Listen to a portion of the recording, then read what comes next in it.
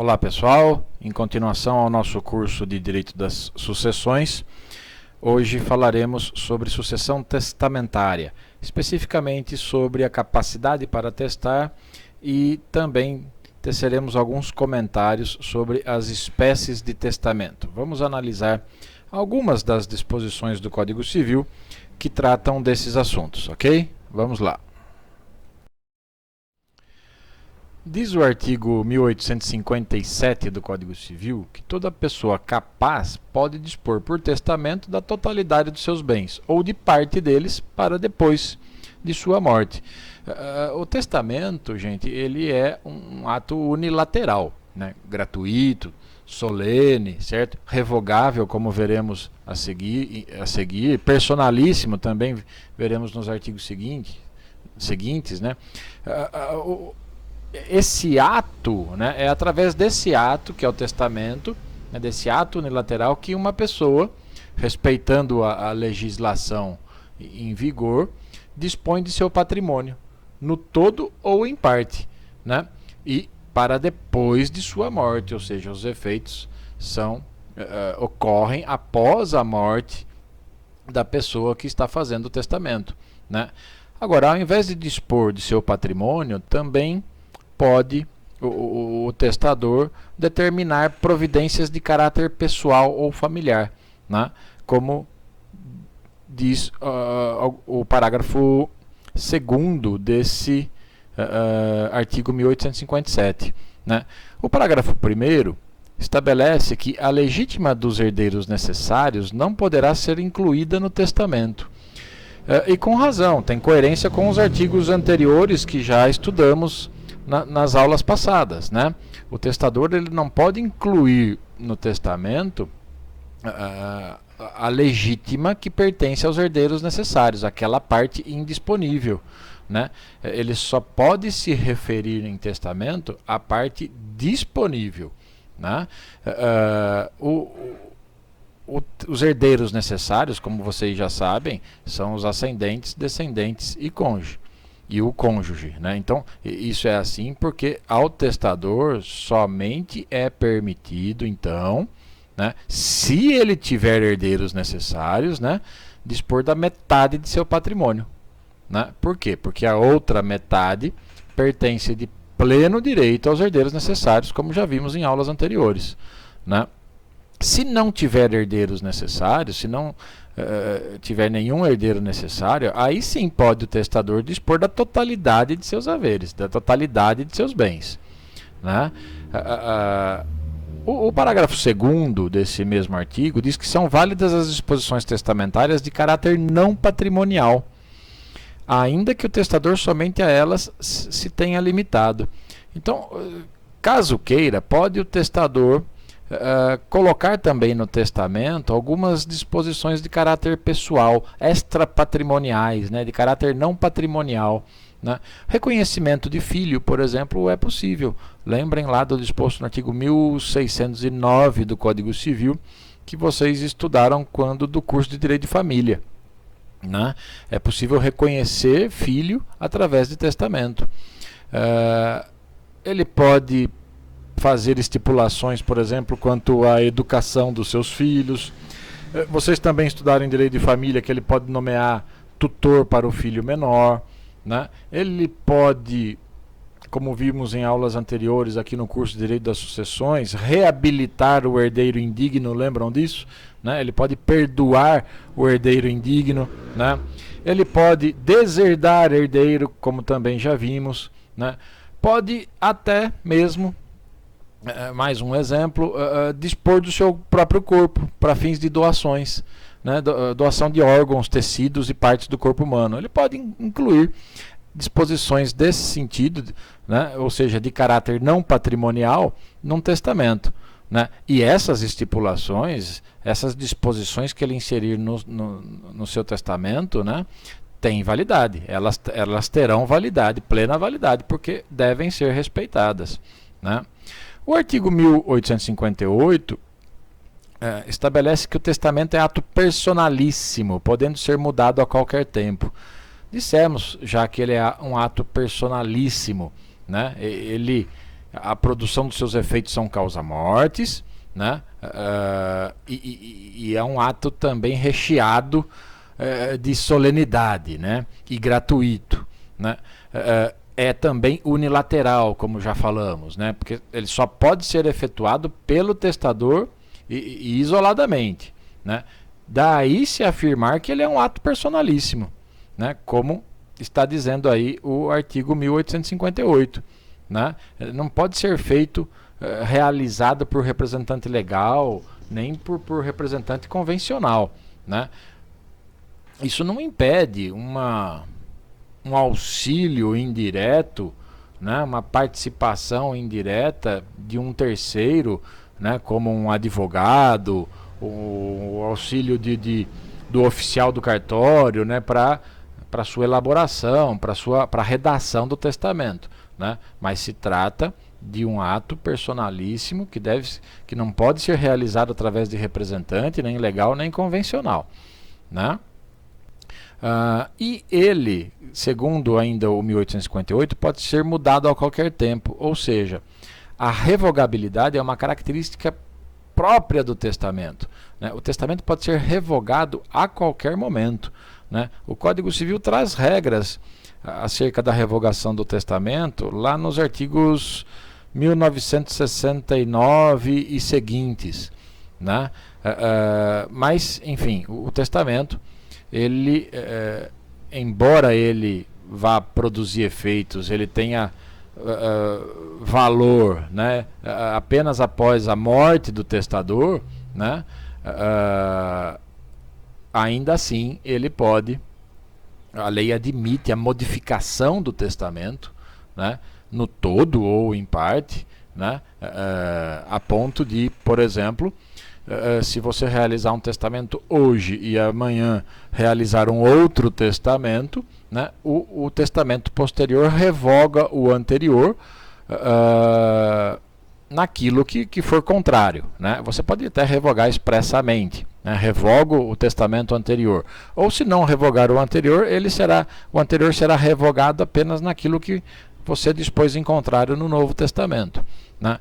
Aliás, sobre a revogabilidade, é importante dizer que não é possível, tem uma exceção a essa revogabilidade, que é o reconhecimento de filho, né? Vocês já estudaram no curso de Direito de Família que o reconhecimento de filho é irrevogável. Então, se você colocou num testamento, essa parte, essa cláusula específica do testamento não é possível ser revogada, né? O testamento, como já dissemos, ele vai produzir efeitos apenas após o falecimento do autor da herança, né? O que ele escreveu num testamento não vincula o testador, né? Por isso que ele pode alterar, revogar quando ele bem entender, né? Com exceção dessa questão que eu levantei, com exceção do reconhecimento de filho, que não dá para revogar, né? E o artigo 1859 diz que extingue-se em 5 anos o direito de impugnar a validade do testamento, contado o prazo da data do seu registro. Então, é possível impugnar a validade do testamento, né? E o prazo de decadência está previsto aí no artigo 1859, que é de 5 anos, né? Contado da data do registro do testamento, né? Que é feito por uma ordem judicial proferida, evidentemente, após a morte do autor da herança, após a morte do testador, tá?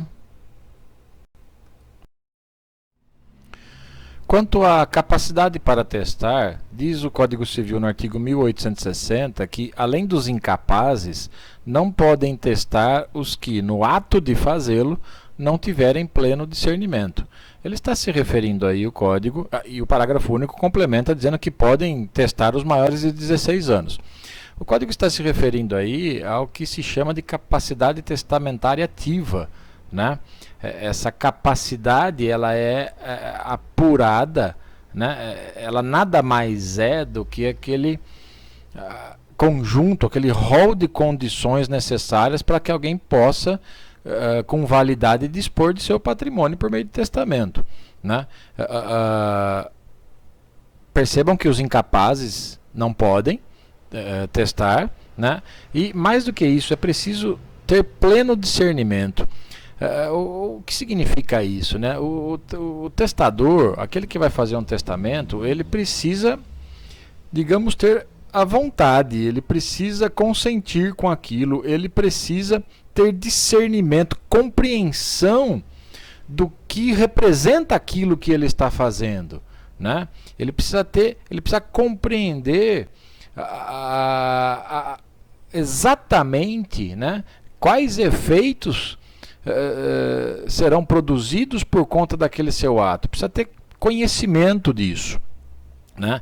Agora, a capacidade, a incapacidade, se não demonstrada, o testamento produzirá todos os seus efeitos. A incapacidade tem que ser cabalmente, devidamente provada, né? Senão a capacidade a presunção da capacidade vai prevalecer, né? A presunção da capacidade vai existir, né? E aí o testamento produzirá todos os seus efeitos jurídicos, né? Enfim, os incapazes não podem dispor em testamento, né? Percebam que está dito lá, além dos incapazes, não podem testar os que no ato de fazê-lo. Isso significa o quê? No momento de testar, no momento de elaborar o testamento é que deve apurar essa capacidade, né? Que essa capacidade deve estar presente, esse discernimento deve estar presente, né? O parágrafo único abre uma exceção, né? Permitindo aos maiores de 16 anos também testarem, né? Então o menor que tem mais de 16 anos e menos de 18, né, pelas regras do Código Civil, ele é um relativamente incapaz, então ele se encaixaria no caput do 1860. Só que o parágrafo único abre essa exceção, permitindo aos maiores de 16 anos, né, a possibilidade de testar.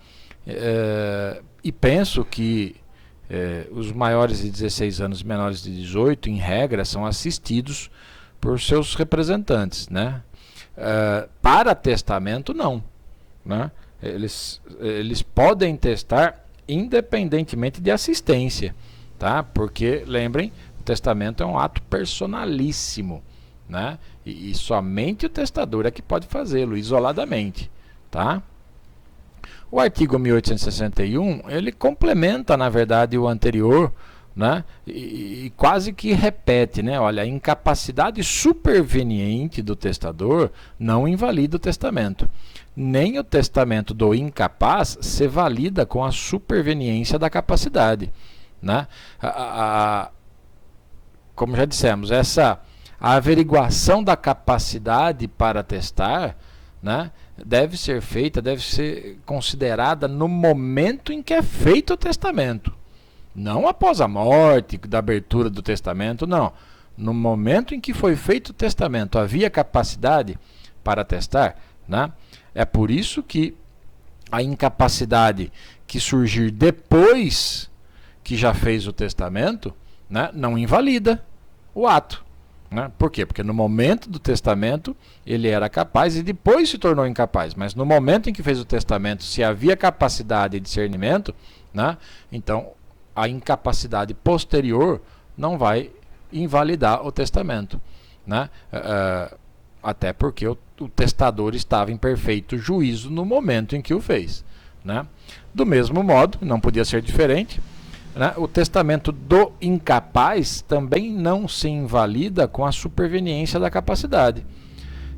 Novamente, mesmo motivo, né? Para averiguar a capacidade testamentária ativa, tem que se considerar o momento em que é feito o testamento. Então, se no momento em que o testamento foi feito a pessoa era incapaz, né, esse testamento não vai produzir efeitos, né? Ele não poderia ter testado, não poderia ter feito o testamento. E se depois que ele fez o testamento, ele era incapaz quando fez, se depois que fez o testamento veio a capacidade dele, ele se tornou capaz, né, ainda assim se mantém a invalidade do testamento, porque o que vale, né, o momento da apuração da capacidade é o momento da realização do testamento. certo? É isso que estão dizendo esses dois artigos. Sobre as espécies de testamento, diz o Código Civil no artigo 1862 que são testamentos ordinários o público, o cerrado e o particular. Em sessões seguintes, o Código Civil traz as características para essas espécies de testamento, né? O público, o testamento público é aquele escrito por um tabelião, né? Lá no livro de notas, né? E de acordo, evidentemente, com as declarações prestadas pelo testador. É feito em língua nacional, presença de testemunhas que assistem ao ato, enfim. O testamento cerrado, ele é escrito pelo testador ou por alguém a seu pedido, né? E fica sujeito à aprovação do tabelião. E o testamento particular, ele é escrito pelo testador de próprio punho, né? Ou utilizando algum processo mecânico, né? Assinado por ele, né? E também por testemunhas que tenham conhecimento de seu conteúdo, né? Os testamentos ordinários, eles são a regra, né? Eles são diferentes, eles se contrapõem aos testamentos especiais, que são o aeronáutico, o militar e o marítimo, né? Esses testamentos especiais, eles somente são admitidos em situações excepcionais, né? No artigo seguinte, 1863, o Código Civil diz que é proibido o testamento conjuntivo, seja simultâneo, recíproco ou correspectivo. Já dissemos que o testamento tem um caráter personalíssimo, né? E é por isso que o Código veda o testamento conjuntivo, né? Que significa o quê? Ninguém pode, juntamente com uma outra pessoa, né? Dispor no mesmo instrumento, e essa é a proibição, no mesmo instrumento, né? Dispor de seus bens, nem mesmo marido e mulher, né?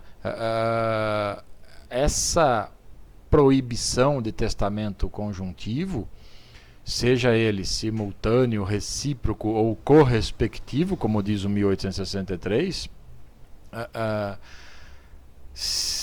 existe porque o nosso ordenamento não admite o chamado pacto sucessório, né? Lembrem do que estudaram quando analisaram o artigo 426 do Código Civil, que diz que não pode ser objeto de contrato a herança de pessoa viva, né? Agora, nada impede que marido e mulher, por exemplo, em instrumentos diferentes, o que não pode é fazer no mesmo instrumento, em instrumentos diferentes, até na mesma data, deixem bens um para o outro, né? Então, vejam só, o testamento proibido é o testamento conjuntivo, está claro isso no 1863, né? Alguns chamam o testamento de mão comum ou mancomunado, né? E como eu já disse, é aquele feito por mais de uma pessoa no mesmo instrumento. Esse testamento conjuntivo, ele pode ser simultâneo, recíproco ou correspectivo, né? E seja simultâneo, recíproco ou correspectivo, ele também é proibido, certo? O testamento simultâneo é aquele em que figuram dois testadores, né, beneficiando conjuntamente uma terceira pessoa. Então, o A e o B dispõem que seus bens passariam a ser de C. Lembrem, tudo isso estamos falando são espécies de testamento conjuntivo, ou seja, realizado por mais de uma pessoa no mesmo instrumento, certo? O testamento recíproco é aquele em que os testadores, num só ato, no mesmo instrumento, né, beneficiam-se mutuamente e instituindo herdeiro aquele que sobreviver. Então, A deixa bens para B, né, e B estabelece que, se falecer primeiro, seus bens ficarão para A. Certo? Tudo isso no mesmo instrumento. Também é proibido. E o testamento correspectivo é aquele em que os testadores, também no mesmo instrumento, como já disse, num só ato, efetuam disposições testamentárias em retribuição de outras correspondentes. Ou seja, o A deixa uma casa para B, o B deixa um terreno para A, certo? Isso num mesmo instrumento não é permitido. São espécies, o simultâneo, recíproco e correspectivo são espécies de testamento conjuntivo, e isso não é permitido. Então, vale a pena reiterar que essa proibição legal, né, diz respeito à elaboração em um único instrumento, em que duas ou mais pessoas dispõem de seus bens, né, num mesmo ato, né, num mesmo instrumento. Mas não existe nenhuma proibição legal para que várias pessoas em testamentos separados, né, disponham em favor de terceiro ou até em proveito recíproco, ainda que façam esses instrumentos separados ao mesmo tempo e até nos mesmos termos, né? O importante aí é que façam em atos e instrumentos separados. E repito, o objetivo da norma, além de, claro, garantir a liberdade do testador, garantir a possibilidade de revogação do testamento, né, a qualquer momento, o objetivo também é evitar os pactos sucessórios, né, evitar acordos, contratos que digam respeito à herança de pessoa viva, ok? Eis um breve resumo das principais características e requisitos das espécies ordinárias de testamento, né? As regras para o testamento público estão lá nos artigos 1864 a 1867 do Código Civil. É aquele feito em cartório de notas, né? Como já dissemos, perante o tabelião. Diz num dos artigos que ele é obrigatório para os cegos, né? Que aos cegos só se permite o testamento público, diz o artigo 1867. E eu me pergunto, né, mas e o Estatuto da Pessoa com Deficiência, né, que reconheceu a plena capacidade das pessoas com deficiência, né? Penso que o Estatuto esqueceu de alterar essa disposição do Código Civil, né? Enfim, ela ainda estaria em vigor ou não essa proibição ou essa determinação de que os cegos somente podem realizar testamento público, né? É algo para se pensar. Quanto aos requisitos, o testamento público deve ser escrito em livro de notas do tabelião, na presença de duas testemunhas. Além disso, ele tem que ser lido em voz alta após a lavratura, após a sua confecção e depois assinado, né? Se o testador não assinar, aí o tabelião vai declarar isso, né? E vai assinar em seu nome, né? E, além disso, a pedido do testador, mais uma das testemunhas também assinará. Quanto ao testamento cerrado, que tem previsão no Código Civil, as suas regras, né, estão previstas no Código Civil nos artigos 1868 a 1875, ele é aquele escrito pelo testador ou alguém, por alguém a seu pedido, como também já dissemos, né, e posteriormente ele é aprovado pelo tabelião, né, que lavra, que faz um auto de aprovação, né. Esse testamento cerrado não pode ser utilizado por quem não saiba ou não possa ler, né. O tabelião, no que diz respeito a esse testamento cerrado, ele deve receber o testamento na presença de duas testemunhas, né? Então, a pessoa lavra o testamento, faz o testamento, né? Ou alguém por ele, né? E depois leva até o tabelião. E o tabelião recebe na presença de duas testemunhas. O testador, nesse momento, deve declarar que o testamento é seu e que quer vê-lo aprovado, né? A lavratura do auto também exige duas testemunhas e deve ser assinado por elas, pelo tabelião e pelo testador. E depois o testamento é lacrado e entregue ao testador, né? E esse ato é registrado no livro de notas do tabelião. Observem que o testamento cerrado tem um caráter bastante sigiloso, né? E por fim o testamento particular, né, cujas regras se encontram nos artigos 1876 a 1880 do Código Civil. É também aquele escrito pelo testador de próprio punho, né, ou se utilizando de processo mecânico, e é publicado em juízo depois da sua morte. Né? Se o testador se utilizar de processo mecânico, né, esse testamento não pode conter nenhuma rasura e nem espaços em branco. Né? Em qualquer dos casos, são exigidas 3 testemunhas, seja ele escrito pelo testador em próprio punho ou processo mecânico. Né? São exigidas 3 testemunhas nessa espécie de testamento, que devem inclusive subscrever o documento depois que o testador ler para elas e assinar.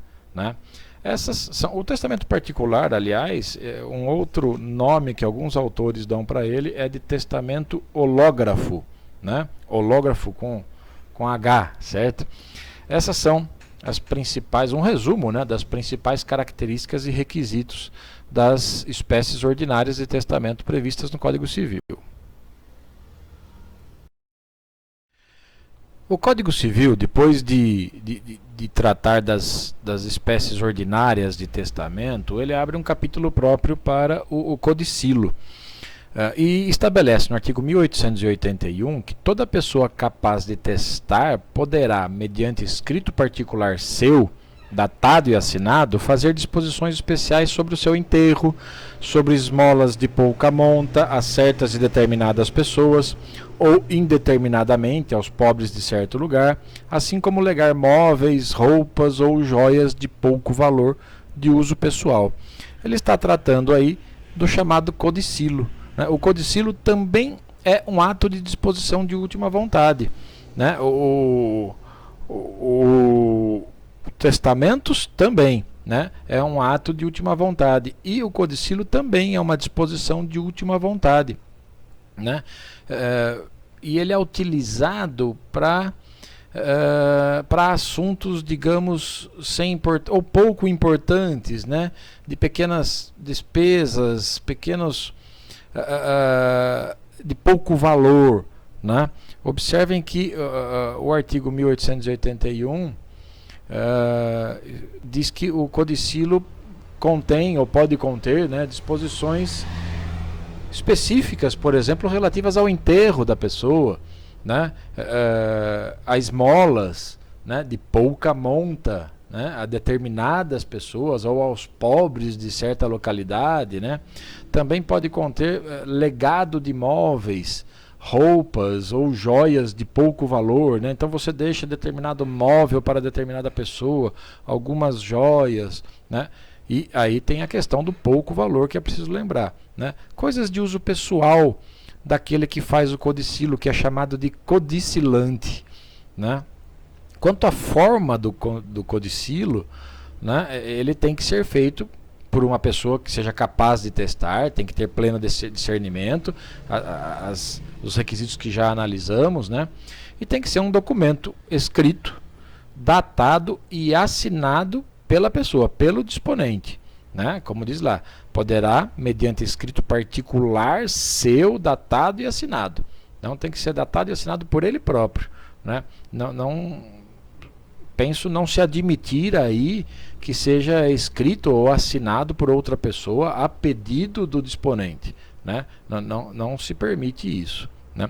O artigo 1882 estabelece que os atos a que se refere o artigo antecedente, salvo o direito de terceiro, valerão como codicilos, deixe ou não testamento o autor, né? Não há uma obrigação, né, de se fazer o testamento, né, para poder fazer um codicilo, né? Então você pode fazer somente um codicilo, né, fazer somente o codicilo sem ter feito testamento, ou fazer os dois, é perfeitamente possível isso, né? Respeitando direitos de terceiros, né, o codicilo terá valor, né, esteja ele ou não inserido num texto de um testamento, né? Seguindo no artigo 1883, estatui que, pelo modo estabelecido no artigo 1881, poder-se-ão nomear ou substituir testamenteiros. O testamenteiro, gente, é aquela pessoa nomeada pelo testador num testamento, certo? Para que ele cumpra ou faça cumprir, ou fiscalize o cumprimento das disposições de um testamento. Né? É aquela pessoa incumbida pelo próprio testador num testamento, né? Incumbida expressamente, né? De cumprir as disposições de última vontade. Né? Esse é o testamenteiro, certo? O que está dizendo o artigo 1883 é que a nomeação ou até mesmo a substituição de um testamenteiro pode ser feita mediante codicilo. Né? Então, aquele que já fez um testamento, ele pode nomear um testamenteiro por meio de codicilo, se ele já não fez isso lá no testamento. Né? Se ele já fez no testamento a nomeação de um testamenteiro, ele pode, através do codicilo, substituir a pessoa que ele nomeou. Certo? O artigo seguinte, o 1884, diz que os atos previstos nos artigos antecedentes revogam-se por atos iguais e consideram-se revogados se, havendo testamento posterior de qualquer natureza, ou seja, de qualquer espécie, né, este os não confirmar ou modificar. Então, o codicilo ele pode ser revogado até por outro codicilo posterior. Isso pode ser feito expressamente, né, ou se eu fiz um codicilo hoje e amanhã fiz outro contendo disposição incompatível com o anterior, também está ocorrendo a revogação. Né? Agora, o codicilo também pode ser revogado por um testamento posterior, né? Desde que esse testamento posterior não confirme ou não modifique o codicilo feito anteriormente. É isso que está escrito no 1884. E por fim, o artigo 1885 diz que se estiver fechado o codicilo, abrir-se-á do mesmo modo que o testamento cerrado. Nós vimos que o testamento cerrado tem um caráter sigiloso, né? Ele é lacrado, né? E existe um modo específico para abri-lo após a morte do testador, né? Ou seja, ele tem que ser aberto por um juiz, né? Então, se o codicilo estiver fechado, né? Se ele for fechado, né? Ele tem que se abrir tem que ser aberto do mesmo modo que o testamento cerrado. Então, quem vai abrir é o magistrado, é um juiz, né? Da mesma forma prevista para o testamento cerrado. E se não encontrar, como diz lá nas regras do testamento cerrado, nenhum vício externo que invalide o codicilo, ele vai ordenar o seu cumprimento. Certo? É isso que está dizendo o 1885. Tratando agora dos testamentos especiais, diz o Código Civil que são suas espécies o marítimo, o aeronáutico e o militar, lá no artigo 1886. O testamento especial, gente, é aquele que é permitido somente para certas e determinadas pessoas, né, que se encontram em circunstâncias bastante peculiares, né, conforme dispõe o próprio Código Civil.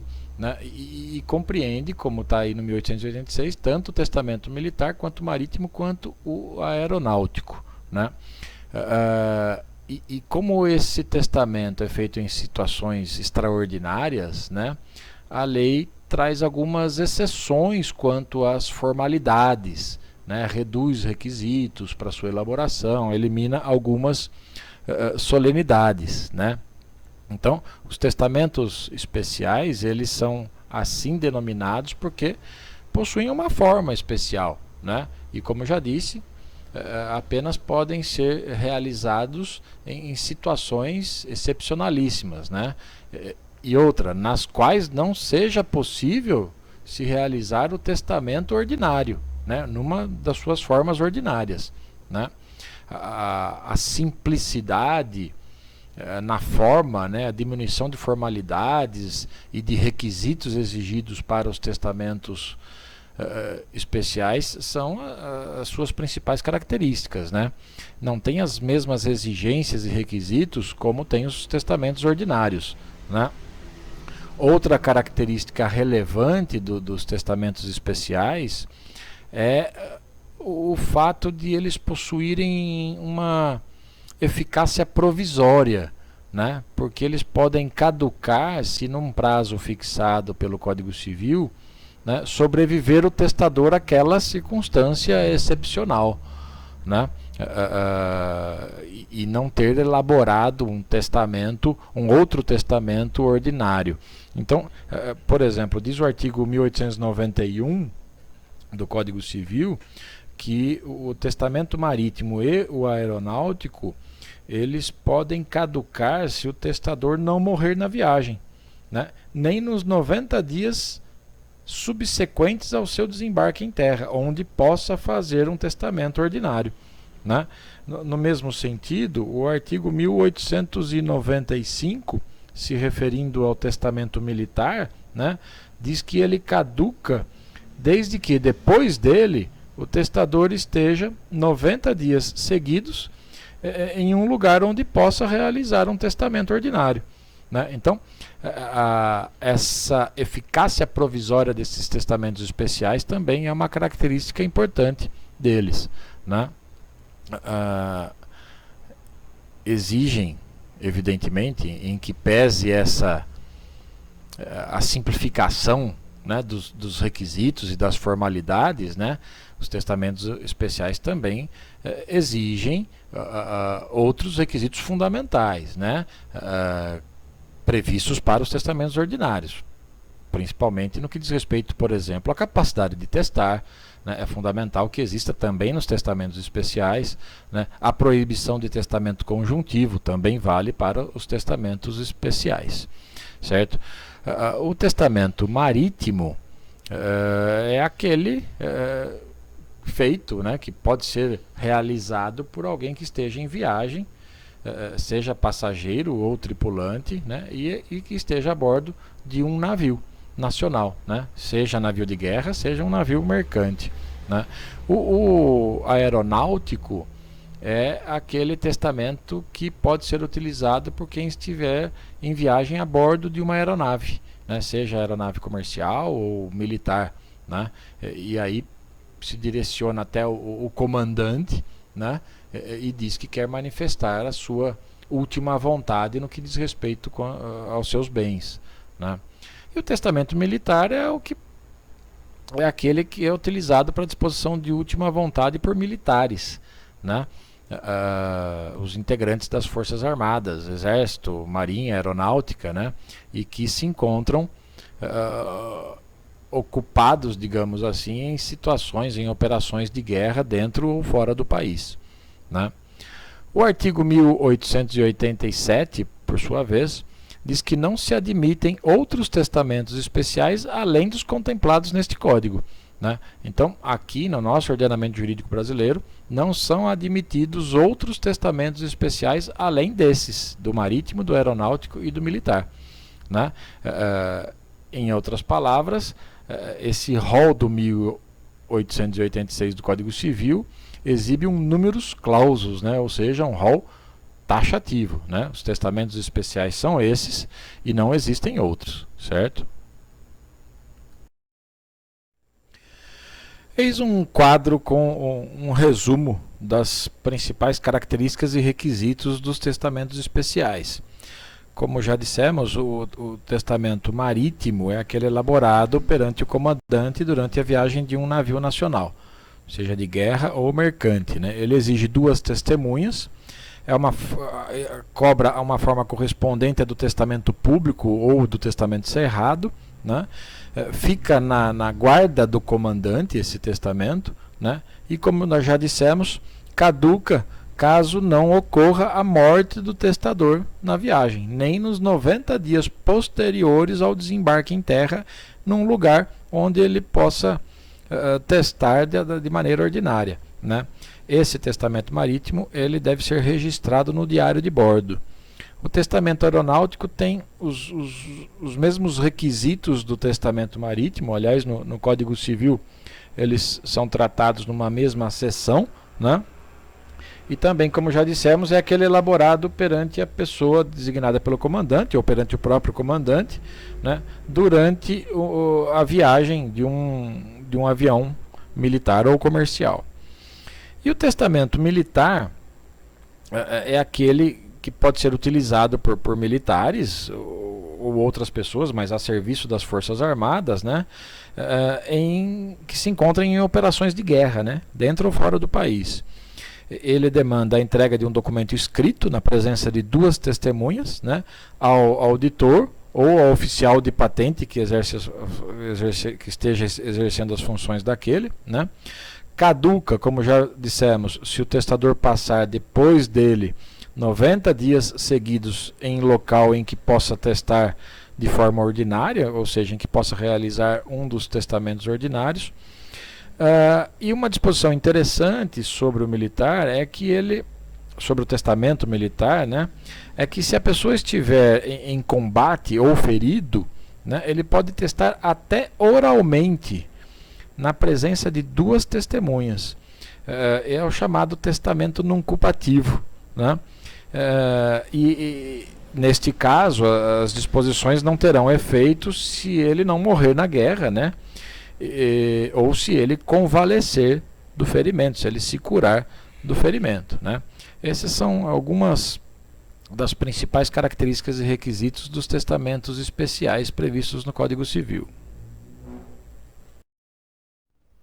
É isso, pessoal. Esta foi a aula de hoje, na qual comentamos brevemente algumas disposições contidas no Código Civil sobre sucessão testamentária, especificamente sobre a capacidade para testar e acerca das espécies de testamento. Espero ter colaborado para a compreensão das regras que envolvem esses assuntos, ok? Grande abraço em todos e todas.